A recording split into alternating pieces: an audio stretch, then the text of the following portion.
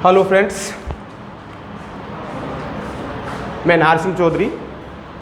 आज हम 10th class का लेक्चर नंबर 1 यहाँ स्टार्ट करने जा रहे हैं। देखिएगा, सबसे पहले बात 10th क्लास की यदि हम बात करते हैं तो 10th क्लास में जो भी आपके सिलेबस में इस साल आपको ग्रामर में जो पढ़ना है वो बता रहा हूँ मैं, जो इस बार आप पढ़ेंगे, ठीक है। और स्टार्टिंग में हम ग्रामर कर रहे हैं। उसका कारण ये है कि अभी लॉकडाउन है और अभी स्कूलें खुली नहीं हैं, तो स्कूल खुलने के बाद में कुछ सिलेबस कम किया जाएगा और उस सिलेबस में आपको बता देता हूँ काइंड फॉर योर इन्फॉर्मेशन कि ग्रामर में से कुछ नहीं हटेगा, ठीक है ना। जो भी कम करेंगे, वो जो भी लेस करेंगे 20% 30% जो भी करना है वो बुक्स में से होगा, ठीक है। तो यहाँ पर सेफ है, हम ग्रामर तैयार कर सकते हैं, ठीक है। ग्रामर पढ़ सकते हैं, कोई प्रॉब्लम नहीं है। ग्रामर में से कुछ भी जो भी है आपके सिलेबस में ग्रामर है उसमें से कुछ नहीं हटने वाला है। देखिए, पहले नंबर पर आपके टेंस हैं, ठीक है। और नंबर 2 पर यदि आप बात करें तो 2 पर हैं आपके पैसिव, ये आप जानते हैं, ठीक है। और नंबर 3 पे हैं डायरेक्ट इनडायरेक्ट, ये भी आप पढ़ चुके हैं 9th क्लास में, ठीक है।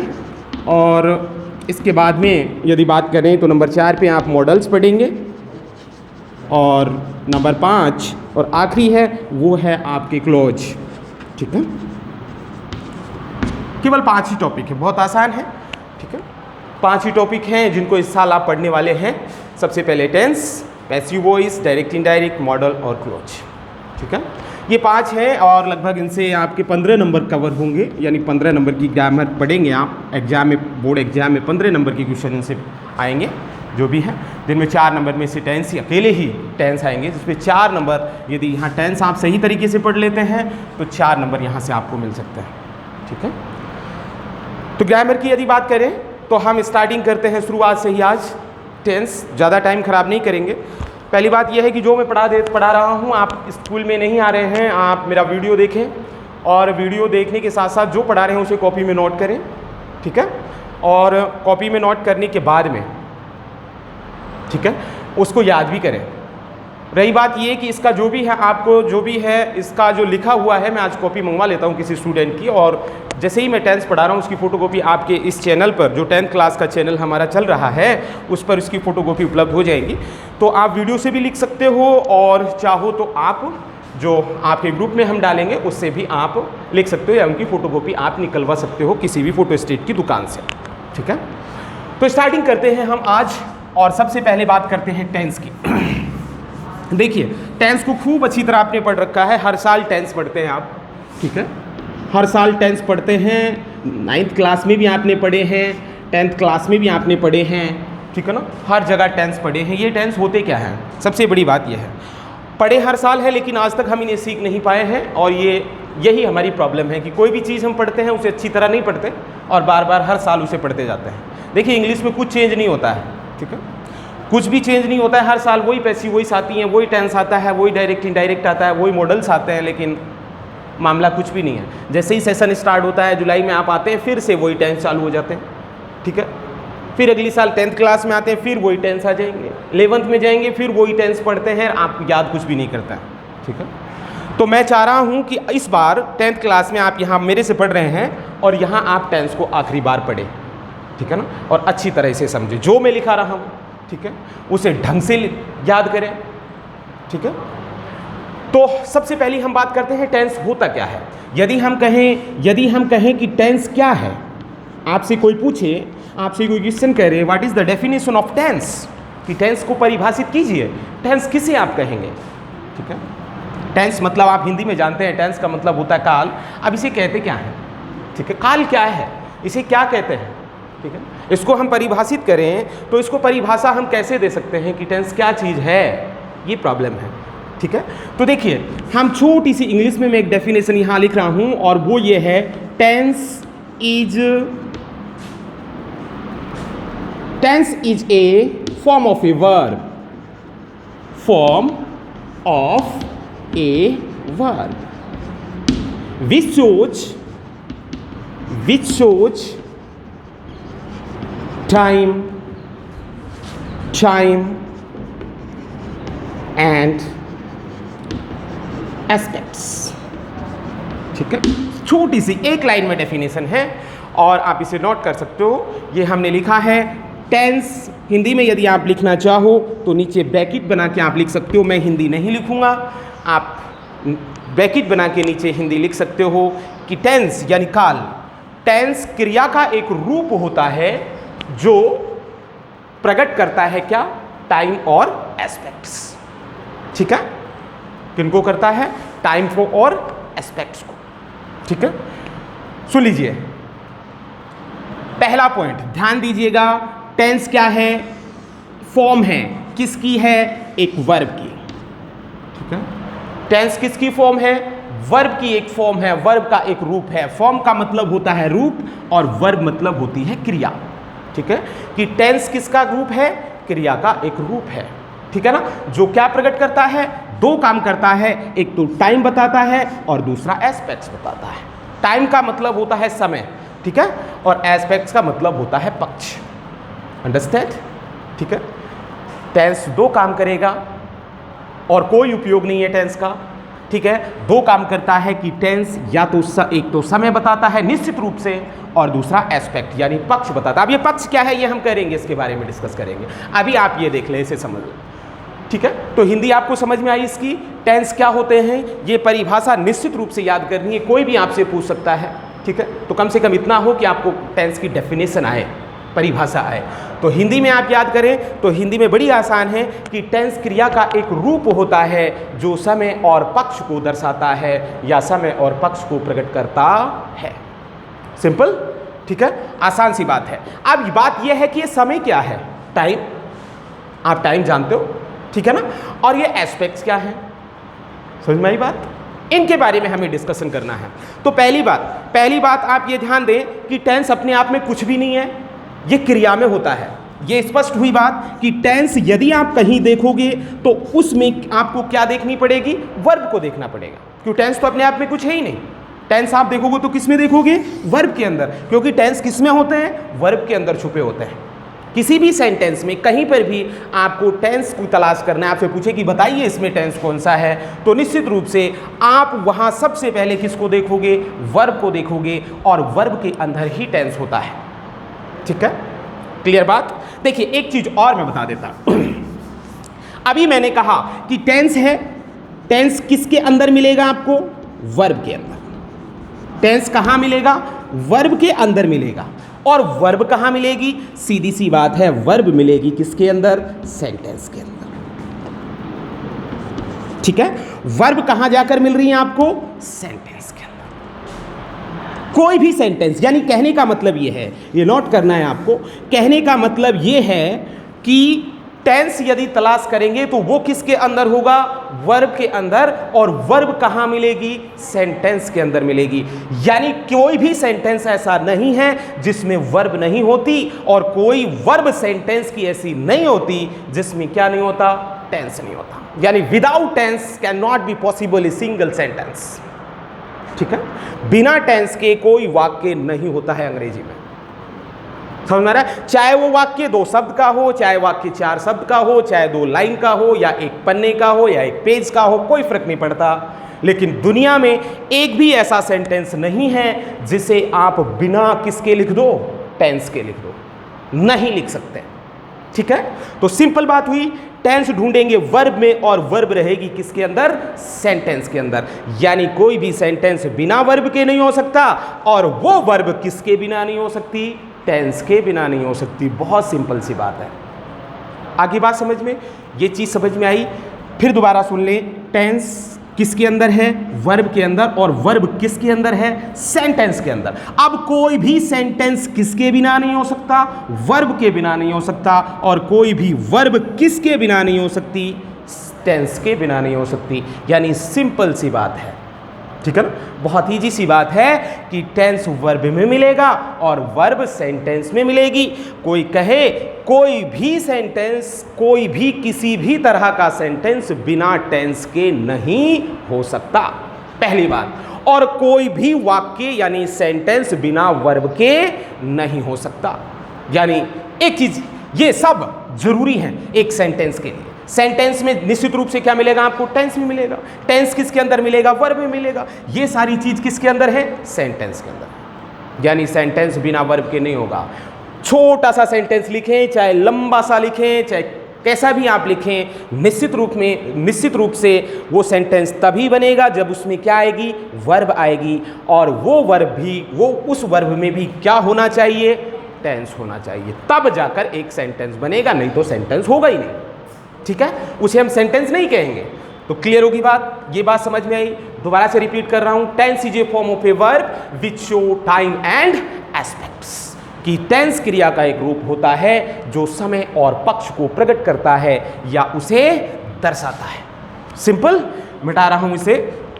अब बात आती है, ये नोट करना है आपको। अब बात आती है आगे। अब नेक्स्ट बात ये आती है कि ये टाइम क्या है, ठीक है ना, और ये एस्पेक्ट्स क्या है। ठीक है, what is aspect and time. तो देखिए, टाइम आप जानते हैं, आप लिख सकते हैं time can be divided, time can be divided into 3 part. Hindi में आप लिख सकते हैं टाइम को आप 3 भागों में बांट सकते हैं। ठीक है, टाइम को कितने भागों में बांट सकते हैं आप, 3 भागों में बांट सकते हैं। पहला प्रेजेंट टाइम, दूसरा पास्ट टाइम और तीसरा फ्यूचर टाइम। ठीक है,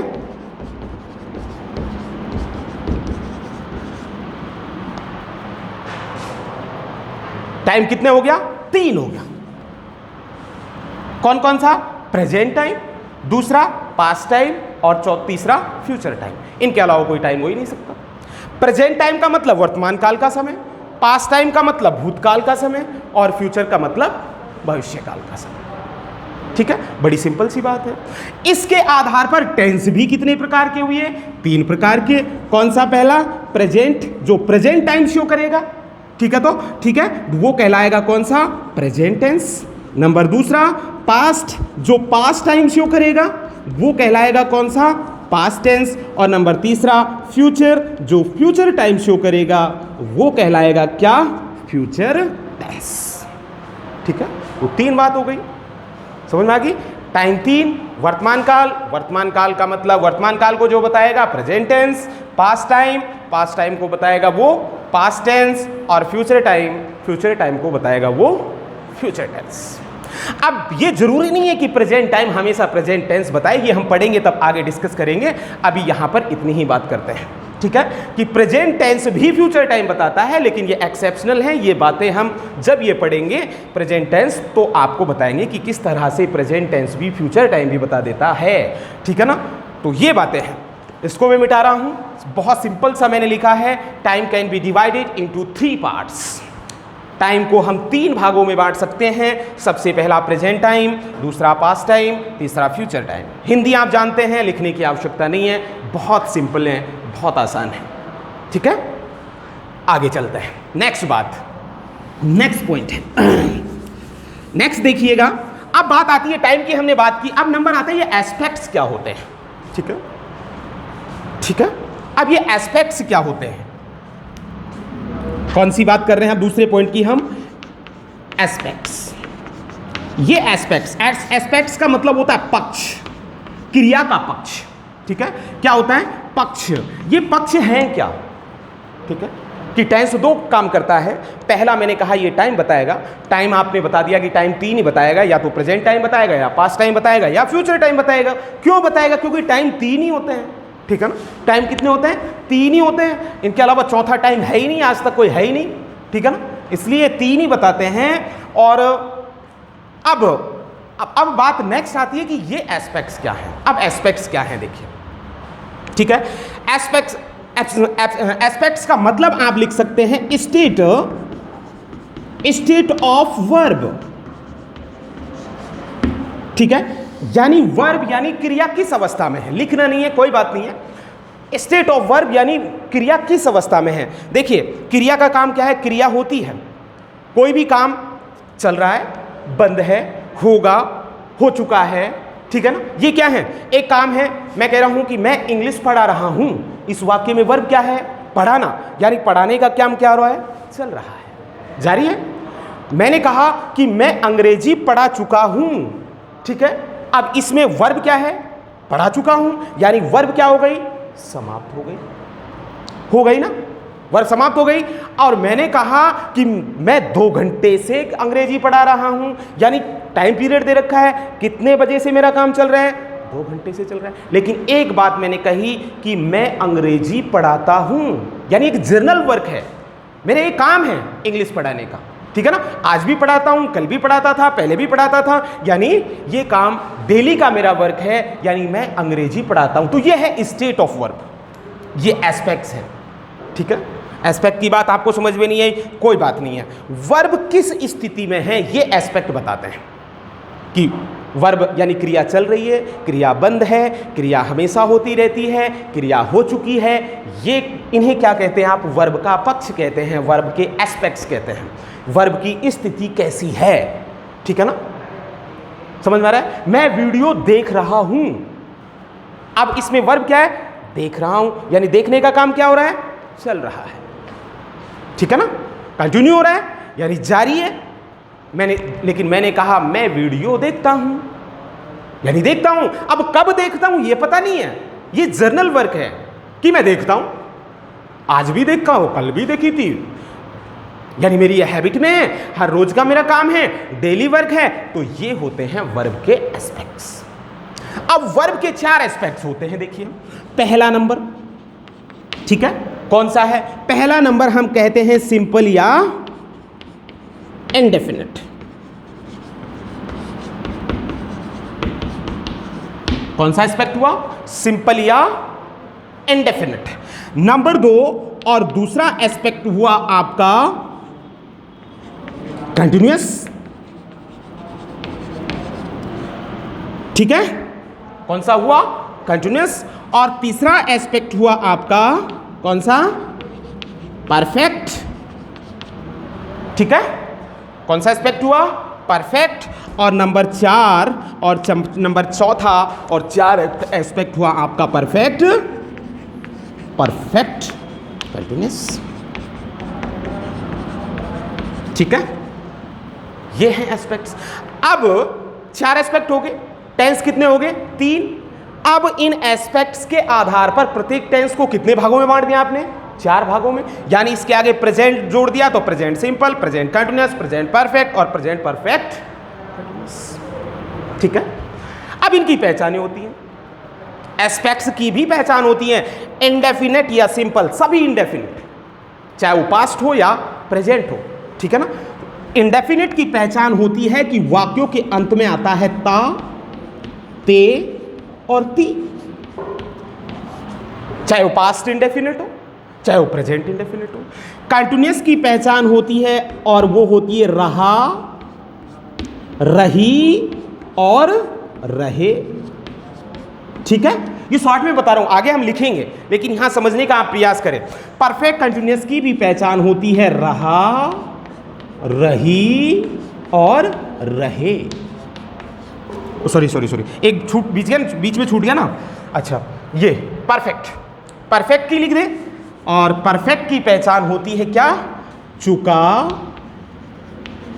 चुकी और चुके, ये एस्पेक्ट, ये हुआ इसकी पहचान, ये हो गई। इसी तरह से इसकी यह पहचान हो गई क्या, रहा, रही और रहे, ठीक है, इनकी पहचान हो गई, ठीक है। अब पक्ष के आधार पर टेंस कितने हुए, प्रत्येक टेंस को कितने भागों में बांटा जा सकता है, 4 भागों में, ठीक है। प्रेजेंट को, जैसे हम प्रेजेंट को देखें तो present simple, present continuous, present perfect और प्रेजेंट परफेक्ट कंटिन्यूअस। इसी तरह पास्ट को बांटे तो past simple, past continuous, past perfect और पास्ट परफेक्ट कंटिन्यूअस। सिंपल है। ये पहचान मैंने यहां लिखी। अब टेंस की भी पहचान होती है, टाइम की भी पहचान होती है। जैसे प्रेजेंट टेंस की पहचान है कि वाक्य के अंत में आता है क्या, है, क्या आता है, आएगा ही आएगा। अब आप कहें मैंने कहा कि प्रेजेंट सिंपल की पहचान क्या हो गई, तो है तो उसकी है ही, और सिंपल की क्या है, ता ते ती, यानी प्रेजेंट सिंपल की हो गई ता है ती है ते है। नहीं यही बात समझ में, सिंपल है। अब इसी तरह से पास्ट की पहचान होती है, और वो है क्या कि वाक्यों के अंत में आता है था, थे और थी। ठीक है। अब आपसे किसी ने कहा साहब बताओ पास्ट कंटिन्यूअस टेंस की पहचान, तो कंटिन्यूअस की क्या है, रहा रही रहे, पीछे क्या जोड़ दो, था थे थी, रहा था रही थी रहे थे। ठीक है। किसी की भी पहचान आप इस बेस से याद कर सकते हो। ठीक है। यही कंडीशन किसकी है, फ्यूचर की, और फ्यूचर की, फ्यूचर टेंस की पहचान आप जानते हो क्या होती है, गा, गे और गी। ये वाक्यों के अंदर आता है। ठीक है। अब किसी भी टेंस की आप पहचान निकाल सकते हो। ठीक है, निकाल लो। मैंने कहा पास्ट परफेक्ट की पहचान बताइए, तो पास्ट की आपको पता है था थे थी, परफेक्ट की है चुका चुकी, तो चुका था, चुके थे, चुकी थी। हो गई बात, समझ में आ रहा है। मैंने कहा पास्ट परफेक्ट कंटिन्यूअस की पहचान बता दीजिए, तो कंटिन्यूअस की पहचान रहा रही रहे, पीछे क्या जोड़ देना है, था थे थी, रहा था रही थी रहे थे। ठीक है ना, बहुत सिंपल है, रटने की आवश्यकता नहीं है, ये आपको समझना है। ठीक है, रटना ना है कि प्रेजेंट सिंपल की रटवा लग गया, ता है ती है ते हैं, फिर प्रेजेंट कंटिन्यूअस की रट रहा है, रहा था रही है रहा है, ऐसे कुछ नहीं करना है। आप ऐसे रटना नहीं है, अपने आप याद हो जाएंगे सारी हिंदी के वाक्यों में क्या आता है। लेकिन ये समझ में आना चाहिए आप, simple, continuous, perfect, perfect continuous की पहचान, पास्ट की और प्रेजेंट पास्ट उनकी आप जानते ही हैं। प्रेजेंट का मतलब है, पास्ट का मतलब था, और फ्यूचर का मतलब गागेगी। ठीक है, प्रत्येक के पीछे जोड़ दें, हो जाएगा काम आपका, किसी भी टेंस की पहचान आप निकाल सकते हो। ठीक है, बड़ा सिंपल है, बहुत आसान है। मिटा रहा हूं इसे मैं। ठीक है, ये मैंने मिटा दिया है, आप नोट कर सकते हो, नोट कर लेना। ठीक है ना, नोट करना जरूरी है। आइए आगे बात करते हैं हम। अब नेक्स्ट लिखते हैं एस्पेक्ट्स के आधार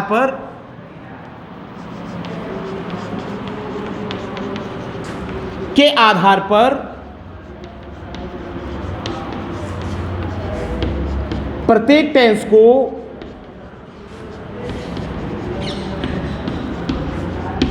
कितने भागों में बांटा जा सकता है, 4 भागों में बांटा जा सकता है।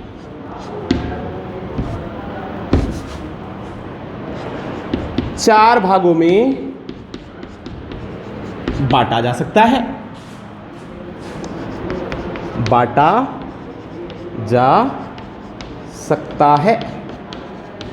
ठीक है, जैसे नंबर 1 प्रेजेंट टेंस, और प्रेजेंट टेंस की यदि हम बात करें तो प्रेजेंट टेंस को कितने भागों में बांट दिया आपने, 4 भागों में। बहुत आसान है, बहुत सिंपल है, और 4 भाग आप जानते हैं, प्रेजेंट सिंपल। ठीक है ना, नंबर 1 प्रेजेंट सिंपल कहें या आप इंडेफिनिट कहें। नंबर 2 प्रेजेंट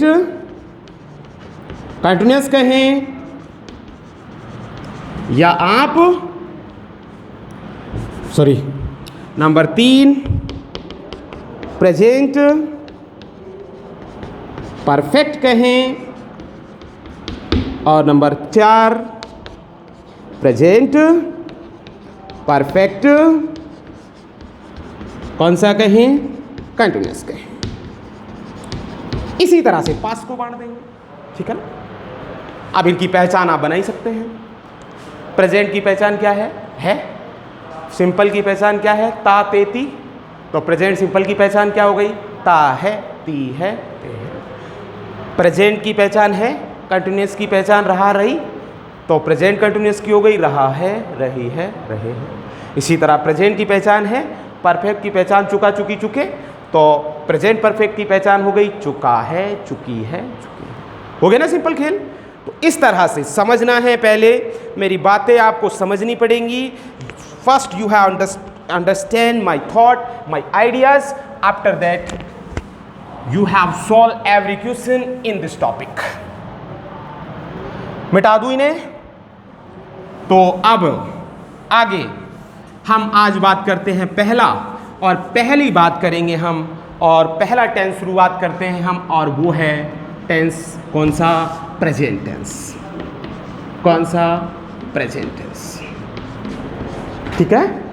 प्रेजेंट टेंस आपको पता है, प्रेजेंट टेंस का मतलब होता है वर्तमान काल। ठीक है, समझ में आ रही है बात?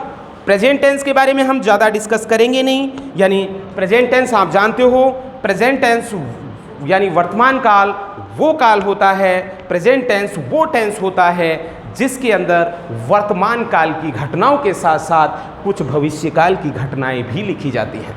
ठीक है।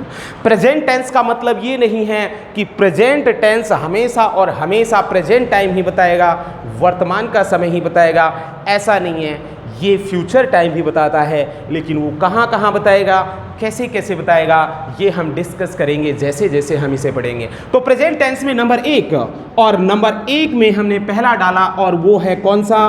प्रेजेंट सिंपल, या हम कहें इसे इंडेफिनिट। पहला पार्ट किसका? प्रेजेंट टेंस का, वो है, ये आप हेडिंग डाल सकते हैं। ठीक है, प्रेजेंट सिंपल या प्रेजेंट इंडेफिनिट टेंस। ठीक है। देखिए, प्रेजेंट सिंपल टेंस की हिंदी के वाक्यों की पहचान आप लिख चुके हैं। यहाँ पर टेंस आप बिल्कुल अलग तरीके से पढ़ेंगे, जिस तरह आप पढ़ते आए वैसे नहीं पढ़ेंगे। ठीक है, यहाँ मेरे हिसाब से आप पढ़ेंगे। समझ में आ रहा है? आपने टेंस खूब पढ़े हैं, 9वीं में भी पढ़े होंगे, 9th में, 8th में, जहाँ भी पढ़े हैं, लेकिन यहाँ थोड़ा अलग पढ़ेंगे, और ऐसा पढ़ेंगे जो कहीं नहीं पढ़े हैं, गारंटेड है। लेकिन समझें आप और उन्हें याद करें। ठीक है ना, दिल से याद करें, परमानेंट याद करें, हमेशा के लिए याद करें, तो फ़ायदा बेनिफिट मिलेगा, एडवांटेज मिलेगा, नहीं बेकार है पढ़ाना और नहीं पढ़ाना। ठीक है। तो पहली बात है पहचान, यदि हम इसकी करें, हिंदी के वाक्यों की पहचान, तो आपको पता है प्रेजेंट की पहचान क्या है, और इंडेफिनिट या सिंपल की पहचान क्या है? ता, ते, ती। तो पहचान हो गई क्या हिंदी के वाक्यों की? ता है, ती है और ते हैं। ठीक है, होगी नहीं ये पहचान?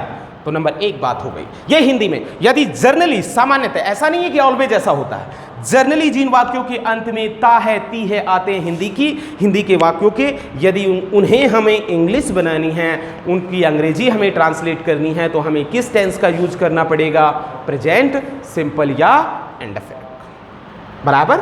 जैसे मैंने कहा वह विद्यालय जाता है, वाक्य के अंत में क्या है? ता है। वह खाना बनाता है, वाक्य के अंत में क्या है? ता है। ठीक है। लेकिन यदि हम बात करें अंग्रेजी में, ठीक है, इंग्लिश में क्या होता है? देखिए, इंग्लिश में प्रेजेंट सिंपल में की पहचान ये है कि कहीं भी वर्ब की फर्स्ट फॉर्म आए या वर्ब की फर्स्ट फॉर्म के साथ क्या लगे?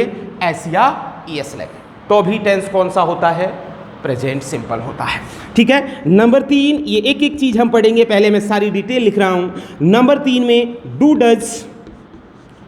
डज, और इसके साथ वर्ब की फर्स्ट फॉर्म भी किस में आती है? प्रेजेंट सिंपल में ही आती है। और नंबर 4, यदि इज आर एम आए, ठीक है, इनके बाद में वर्ब की थर्ड फॉर्म आए, तो भी वाक्य में कौन सा टेंस होता है? प्रेजेंट सिंपल होता है। लेकिन वाक्य किस में होता है? पैसिव वॉइस में, और यहाँ वाक्य किस में होंगे? एक्टिव वॉइस में। ठीक है।